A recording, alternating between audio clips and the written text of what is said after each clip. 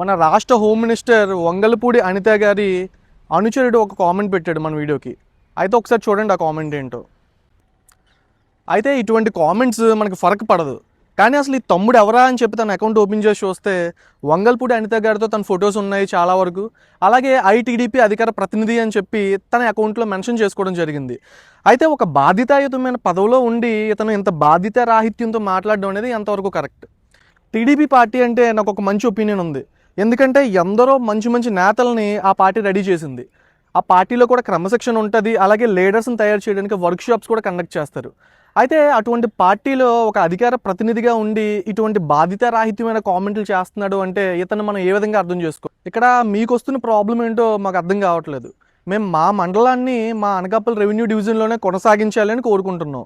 దానికి మీరు ఇటువంటి కామెంట్స్ చేస్తూ ఎందుకు మీరు అలా అవుతున్నారో మాకు ఇక్కడ తెలియట్లేదు. అయితే నేను మరొకసారి చెప్పాలనుకుంటున్నాను, అచ్యుతాపురం మండలాన్ని అనకాపల్లి రెవెన్యూ డివిజన్లోనే కంటిన్యూ చేయండి.